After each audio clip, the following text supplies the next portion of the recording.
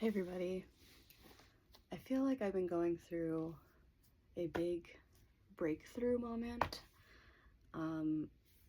specifically pushing and taking down a lot of barriers, specifically mental barriers that have been not allowing myself to get a lot of things done. And as you know, with what I'm doing right now with my business, I am handling quite a few projects on my plate, and so I've had to hire multiple assistants to help me with completing these creative and administrative projects. And although they've been such an amazing help, I still take responsibility for the final product, so that work still does fall on my shoulders. And throughout my life, I've been challenged by different opportunities, different experiences and situations where I've been able to, for lack of a better phrase, thicken my skin and grow to rise to the challenge.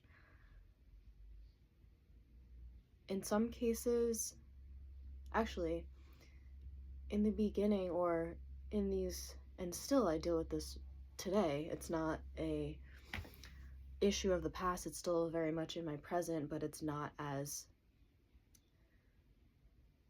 intense or overwhelming as it used to be, because I've learned to grow through those pain spots, through those struggles. I've learned to adapt in those chaotic or negative situations in order for me to be in a position where the overwhelming thoughts do not bother me as much or at all. I feel that particularly over the last few weeks, I've really been trying to hone in on taking it one step at a time and not allowing the massive amounts of pressure to collapse me. I deal with a lot of pressure, not just from the amount of projects that I have on my desk, but also from refereeing. And I somewhat enjoy putting myself into those pressurized situations because I feel that I thrive. I feel that I really excel in those high pressured, high intensity, chaotic, passionate, high energy situations and experiences. So, when I get on the field and I have to show up as that balancing, that counterbalance to the excitement, the passion, the intensity that playing the game of soccer brings, I feel that I've been able to, through soccer and through these life experiences, been able to really build up my capacity to handle really intense moments, decisions, conversations, etc., etc. And the only way that you can do that is by facing those challenges. If you don't want, if you want an easy life, just avoid conflict, avoid hard decisions, avoid hard conversations. And even then, in that case, if your choice is to be avoidant, I think eventually the pressure of not meeting those challenges, of not meeting those conversations, those experiences, those challenges, they will eventually start to subconsciously creep in on you and affect your physical health. So that's why processing these events, being present in the moment, and taking it step by step, day by day, is probably the best way that you can handle these moments ahead of you, these challenges, these tests, if you will.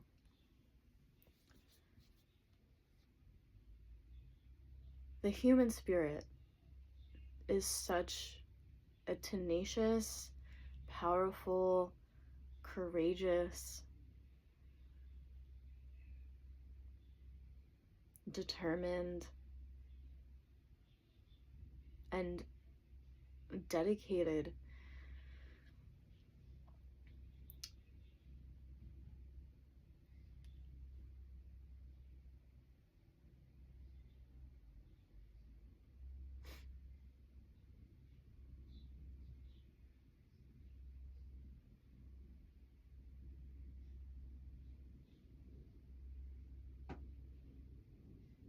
force.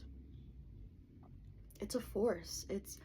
We are a force. Our energy, our movement, our life, our decisions, these are all forces. We affect the revolution of the universe. We affect the rotation of our Earth, within our galaxy. Even though we may seem super small to all of these giant entities in the universe, we have to constantly remind ourselves that we are a part of them too. We are a part of this whole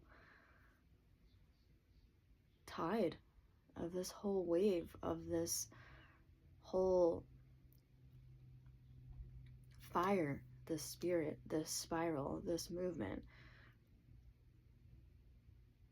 The American way of life, unfortunately, has grown to be so individualized that we've become separated from Earth. We've separated from the stars above, from the sun, the moon. And we feel that, and Americans feel that, we are completely separate entities. We do not connect. We do not coexist. And I think that's a very dangerous rhetoric to continue to feed into. And I think that's also why a lot of people right now are taking the natural philosophy of life and they're learning about their connection to the earth. They're learning about their connection to the moon and the sun and the stars and the entire universe around us. People are really having a difficult time with believing that they are not a part of this experience in which they were born from.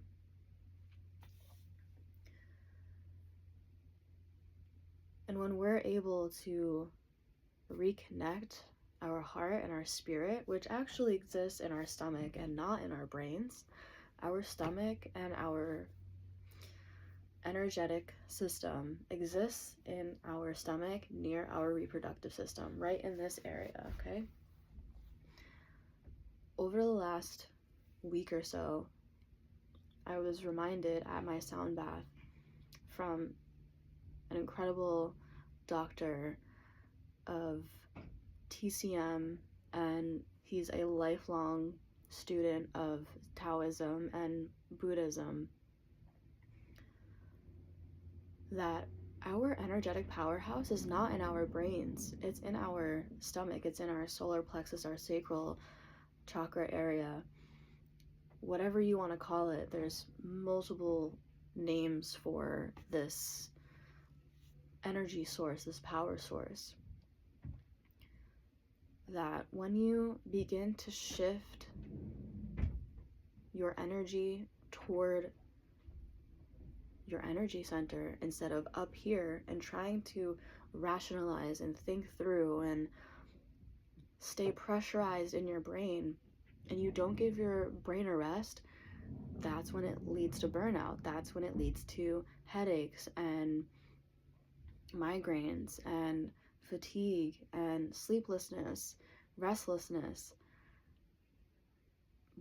brain issues. You're going to develop cognitive issues when you just continually use your head for everything in life. You can't. It's clearly been proven throughout American history, throughout life, throughout the history of the world, that you cannot maintain a relaxed and joyous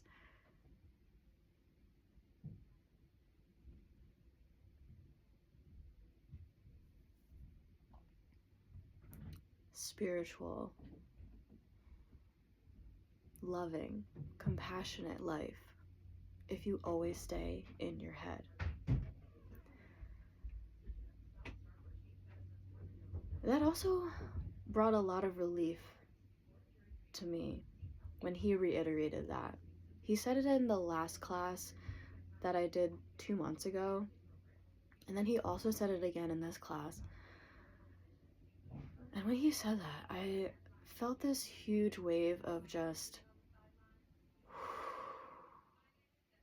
of relaxation come over me, because I realized that I'm way too in my head right now. I felt so scattered internally in my brain when I went to the sound bath. My body was asking for clarity. My body and my brain was asking to be relieved of that pressure. I was thinking so much. I was so in my head that I couldn't do anything. I was a little bit paralyzed. I could do some things. I got things done on a daily basis. It's not like I wasn't productive, but I wasn't present. I wasn't productive as best that I could, because I was so in my head that I was exhausting myself. So when I got out of the sound bath, I just felt so clear and relaxed and relieved, and the pressure in my head went away.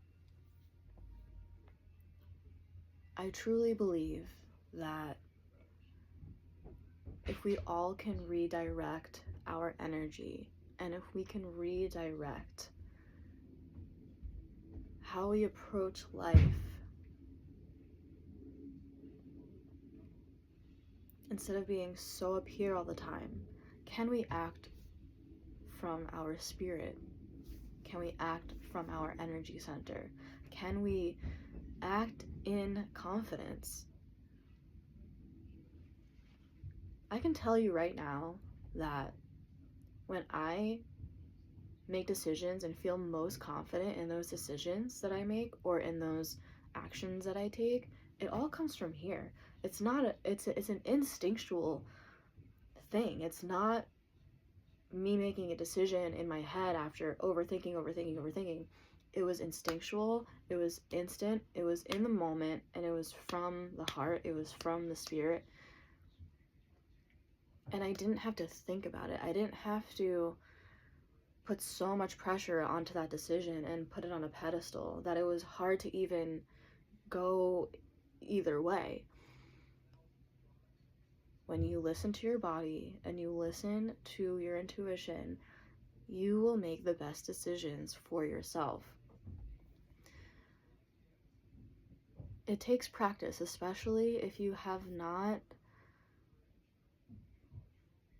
utilized your intuition a lot. You have to work on that. You have to work on on training the muscles of your intuition. And when you continue to work on listening to yourself and responding out of intuition, out of spirit, out of love, out of light, whatever you like to call it, it becomes easier to do that the next time. And then it gets even easier the following time after that.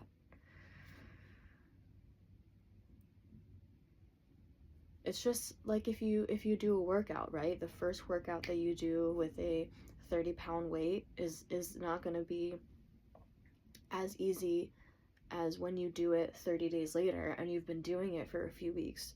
That 30-pound weight is going to turn into a 50-pound weight, and that 50-pound weight is going to be easier for you to pick up as you continue to utilize those muscles. It's kind of like if you lose it or use it or lose it kind of situation.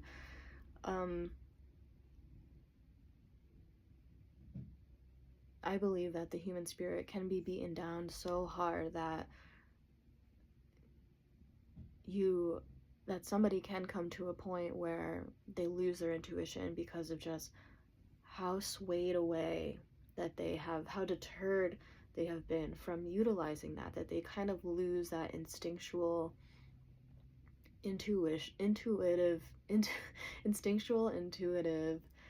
decision making process, or action taking process.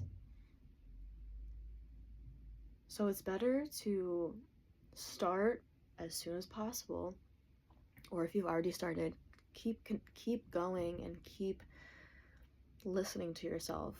And sometimes when you listen to your intuition, it may tell you need to rest before you make this decision, because your body may not be in a place where you can really fully grasp the best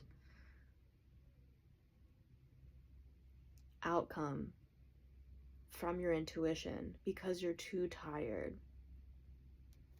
Rest is so important, and it's becoming more evidently clear to me as the days goes on, especially in the winter, where I am a sun person. I love being out in the sun, and so not being able to be outside as much, I'm finding more need to rest. I'm finding more need to really take care of myself, because the sun does a lot of good work for me.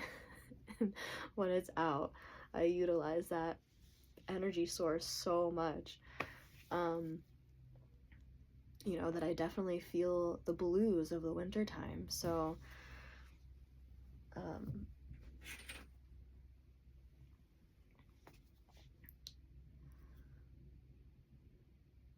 if you have trouble utilizing your intuition, I would recommend to start to do some exercises that involve utilizing your intuition, or put yourself in situations where you're going to have to act instinctually versus having like hours and hours to think about it. You will continue to strengthen and grow that intuitive muscle, and then when it comes time where you're faced with a challenge in life, or you're faced with a decision to make, you have a better understanding of, okay, what is my intuition telling me and what is my ego telling me? Because ego and intuition, completely different things. Our ego is built up over time through influences external to us that make us think away from our intuition, that makes us think opposite thoughts, or makes us make decisions that go against what our intuition would have us do. And you know what? Sometimes our intuitive decisions may not be the most comfortable ones to make happen. And that's where the magic happens. The magic happens when you are faced with a new challenge, or it could be an existing challenge that you've always had, but you're making a new decision. You're making a new approach. You're allowing your body to take a different resolution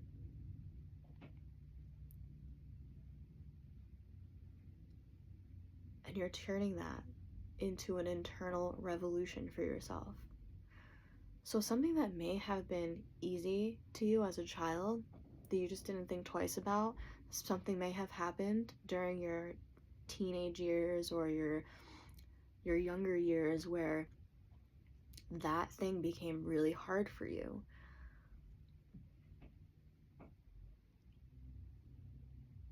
I invite you to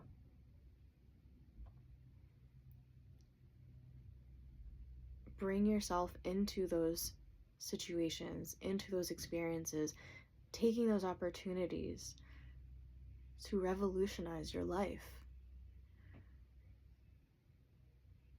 You can be whoever you want to be. You can, the way that you envision your highest, your best self, you can be that person. You can be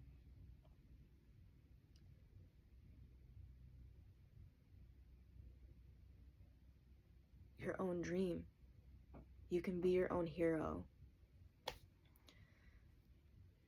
And that's a really beautiful thing. I truly believe that we don't give ourselves enough credit. We don't, because we don't see our wins sometimes to be as big as our mistakes. And a lot of times, especially in this individualized society where everything rests on our shoulders instead of being a community-based effort, we feel that pressure of the mistakes. We feel those negative emotions of those mistakes much more largely than if we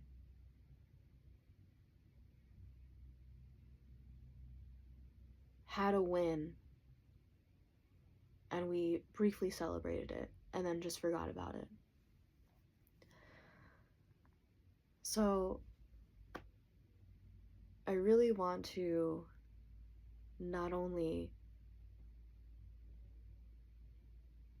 invite you to challenge yourself, to start working on your intuition, but I also want to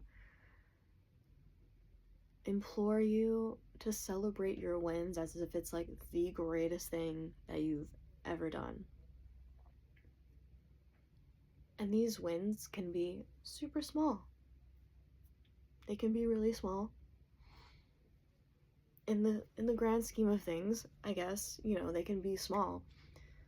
But it's a win. And these wins are important to acknowledge, just as they are important.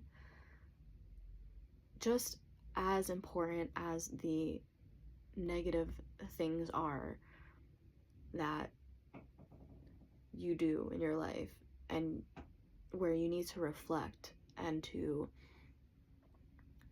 be like, okay, this wasn't my best performance. I didn't make the best decision, or I didn't take the best action in the situation. So how can I be better for next time? I think we find ourselves so stuck in the mistakes that it's hard for us to move past them quickly enough so we can stay in the present moment for the next moment, for the next time that comes up, where we're challenged again, where we are faced with a situation, a decision to make, a conversation that is difficult to have.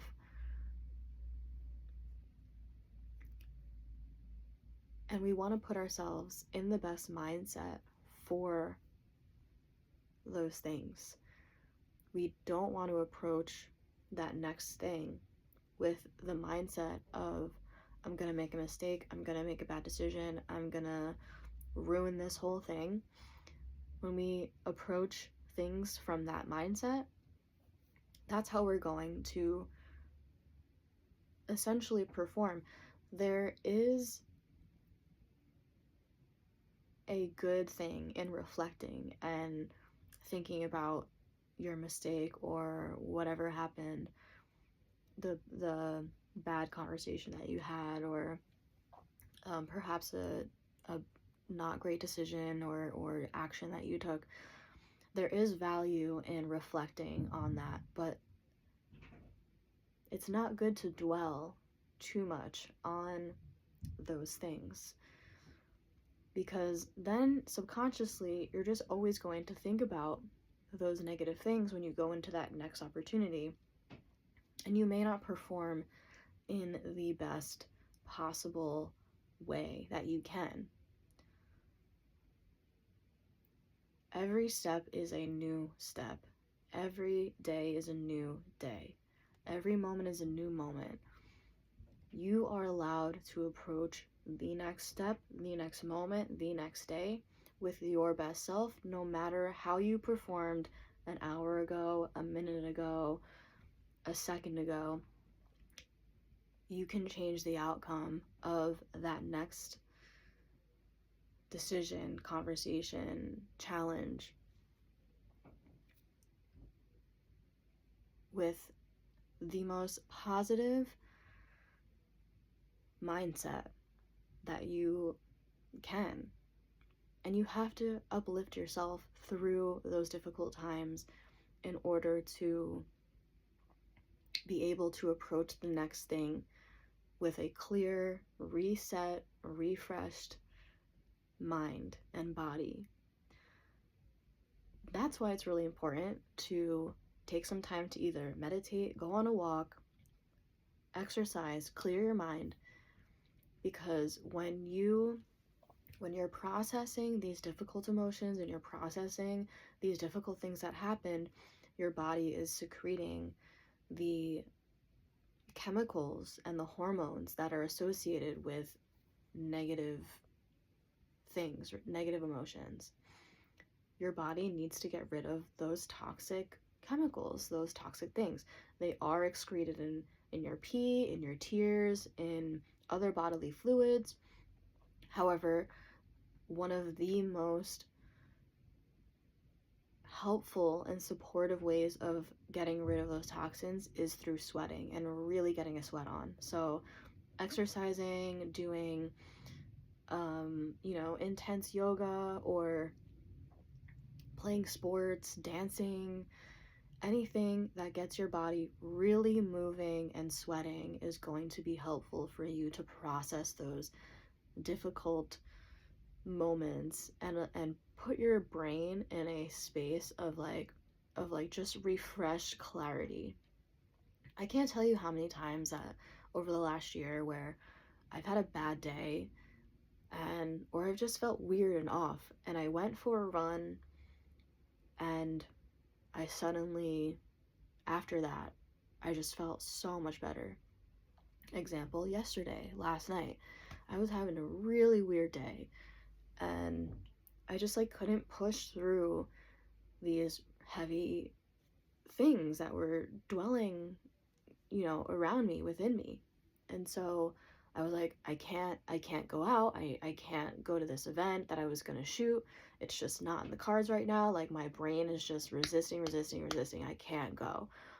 I need to go on a run because I'm going to fucking throw a chair.